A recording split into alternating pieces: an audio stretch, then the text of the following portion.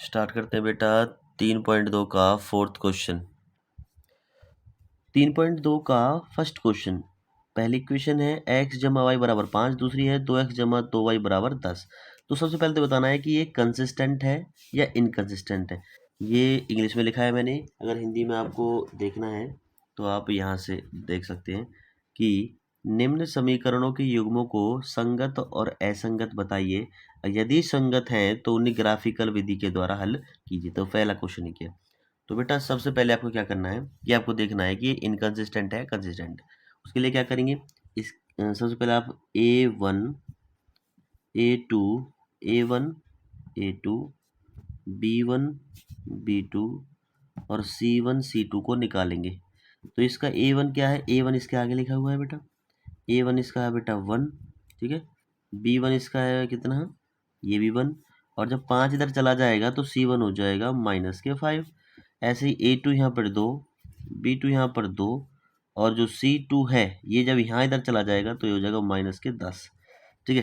तो कंडीशन क्या बनती है, इसकी इक्वेशन देखते हैं। जो कंडीशन बनती है A1/A2 कितना आता है देखो, यानी 1/2, और B1/B2 ये भी आता है 1/2, और बेटा C1/C2 को और देखते हैं -5/-10, माइनस से माइनस, 5 एकम 5, 5 दूनी 10, यानी 1/2।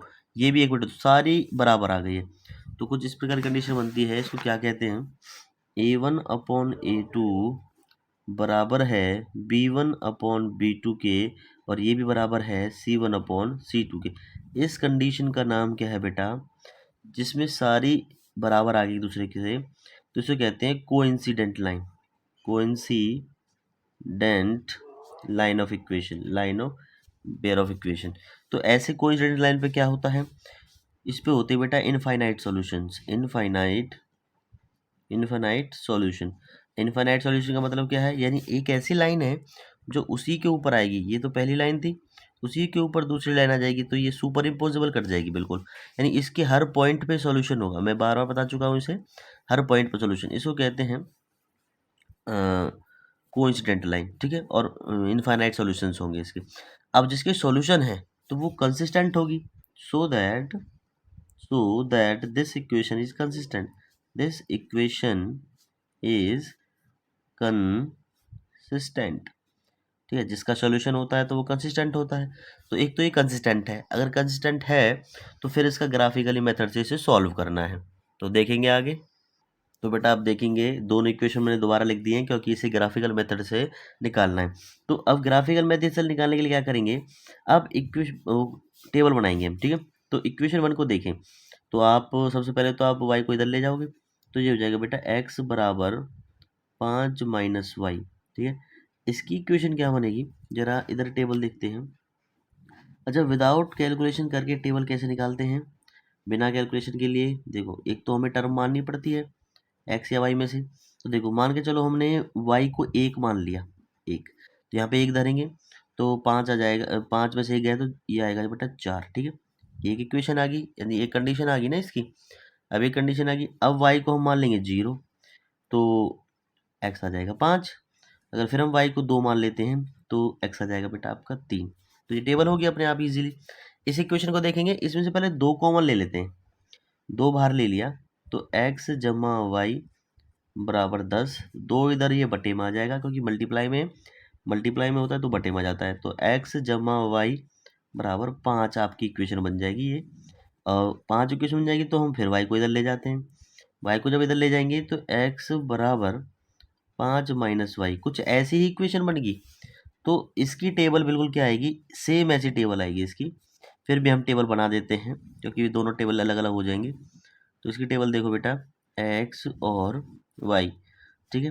तो हम y की वैल्यू मानते हैं 0, ठीक है। y की वैल्यू क्या आ गई 0, उसके बाद ये आ जाएगा x5, उसके बाद आपका y का मानते हैं 1, ये आ जाएगी 4, और फिर y की मानते हैं 2, ये आ जाएगी 3।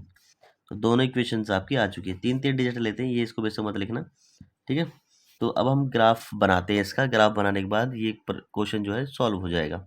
देखेंगे बेटा मैंने ग्राफ बना दिया है। पहली जो इक्वेशन थी वो थी आपकी 4 और 1, मैंने जो टेबल बनाई है पीछे 4 और 1, ये है 4 और 1। दूसरी थी 5 और 0, 5 और 0। तीसरी थी बेटा 3 और 2, 3 और 2। तो आप देखेंगे एक स्ट्रेट लाइन आ जाएगी, बिल्कुल स्ट्रेट लाइन, ठीक है।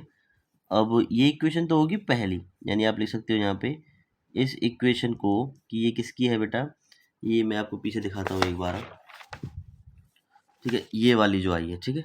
तो ये x बराबर 5 माइनस वाई की इक्वेशन है, सेम x बराबर 5 माइनस वाई, दोनों सेम इक्वेशन है, तो दोनों सुपर इम्पोजिबल आएंगी एक दूसरे के ऊपर। तो आप यहाँ पे लिख सकते हैं कि ये किसकी है, x बराबर 5 माइनस वाई की इक्वेशन है, और सेम इसी के ऊपर जो सुपर इम्पोजिबल आएगा, सेम इसी के ऊपर लाइन आएगी, क्योंकि वही हमारे पॉइंट्स हैं, ठीक है। तो वही पॉइंट है, तो ये कोइंसिडेंट लाइन हो जाएंगी, कोइंसिडेंट लाइन। और कोइंसिडेंट लाइन है तो इसकी बेटा इनफाइनाइट सोल्यूशन, हर पॉइंट पे सॉल्यूशन है बेटा। यहाँ पे देखोगे यहाँ पे सॉल्यूशन, ठीक है। उसके बाद यहाँ पे देखोगे यहाँ पे भी, तो यहाँ पे सॉल्यूशन होगा, तो हर पॉइंट पे सॉल्यूशन मिलेगा इसके पे। तो इसकी इनफाइनाइट सॉल्यूशन है, इनफाइनाइट सॉल्यूशन, इनफाइनाइट सॉल्यूशन, ठीक है। और इनफाइनाइट सॉल्यूशन है तो ये कंसिस्टेंट है, कंसिस्टेंट। तो आपको ऐसे ही देखना है, जिसका सॉल्यूशन होगा, जिसका सोल्यूशन होगा वो कंसिस्टेंट, और उसकी आपको फिर ग्राफिकल से मेथड से सॉल्व करना है, ठीक है। ये आपका 3.2 का फर्स्ट पार्ट, फोर्थ का पहला क्वेश्चन। अब दूसरा करेंगे हम। तो बेटा ये दूसरे की मैंने जो रकम है वो लिख दी है, यानी मैंने इक्वेशन लिख दिया, इक्वेशन फर्स्ट इसकी, इस इक्वेशन सेकंड। उसके बाद इस 8 को इधर ले जाएंगे तो x माइनस वाई माइनस 8 हो जाएगा बराबर 0। इस 16 को इधर ले जाइए तो ये भी माइनस का हो जाएगा, 3x माइनस 3y और माइनस 16। उसके बाद बेटा अब a1, ठीक है, इसका इसका b1 और इसका c1 लिखेंगे। उसी प्रकार पहले देखना है कि ये कंसिस्टेंट है या इनकंसिस्टेंट है। कंसिस्टेंट है तो सॉल्यूशन निकालेंगे, नहीं तो नहीं निकालेंगे। a2 b2 और c2, ठीक है, a2 b2 और c2। तो a1 आपका यहाँ 1 होता है, 1 है बिल्कुल। b1 यहाँ 1 होता है, -1 है। और c1 बेटा यहाँ -8 है, ये आपकी निकल गई। a2 जो आपका है यहाँ 3 है, b2 यहाँ -3 है, और c2 क्या है बेटा -16। तो कंडीशन क्या बनती है, आप गौर से देखेंगे, a1 अपॉन a2 क्या बनेगी, 1/3, 1/3। उसके बाद b1 अपॉन b2 क्या बनेगी, देखो बेटा -1/-3, माइनस से माइनस कट गया, तो ये 1/3 ही आ गई आपकी, ठीक है। और लास्ट में आपकी जो c1 अपॉन c2 है, ये क्या बनेगी देखो, -8/-16, माइनस से माइनस 8 एकम 8, 8 दूनी 16, यानी 1/2। तो ये दो तो बराबर आ रही हैं, पर c1 अपॉन c2 बराबर नहीं। तो क्या लिखना है आपको, देखो a1 अपॉन a2 बराबर हैं b1 अपॉन b2 के, परंतु ये बराबर नहीं है c1 अपॉन c2 के। ऐसी कंडीशन क्या होती है, ये बेटा पैरेलल लाइन्स है। कौन सी लाइन है, parallel line of equation, linear equation की पैरेलल लाइन्स है। पैरेलल लाइन्स का मतलब समांतर रेखाएं, यानी ऐसी रेखाएं, एक इक्वेशन की ये रेखाएं है, दूसरी इक्वेशन की ये रेखाएं, यानी कि जो रेखाएं आपस में मिलती नहीं है। अब जब जो रेखाएं मिलेंगी नहीं, जो लाइंस मिलेंगी नहीं, तो उसका सॉल्यूशन कहाँ से होगा। तो इसमें बेटा नो सॉल्यूशन, क्या है इसमें, नो सॉल्यूशन, कोई सॉल्यूशन नहीं होगा। अगर जिसका सॉल्यूशन नहीं है तो वो इनकंसिस्टेंट है, इनकंसिस्टेंट, इनकंसिस्टेंट, ठीक है। और इनकंसिस्टेंट है तो ग्राफिकल मेथड से इसे सॉल्व नहीं करना। तो बेटा ये चौथे क्वेश्चन का सेकंड भाग हो चुका है। बाकी 2 क्वेश्चन आप करने की कोशिश करना, उसकी वीडियो डालता हूँ मैं कल, ठीक है। धन्यवाद।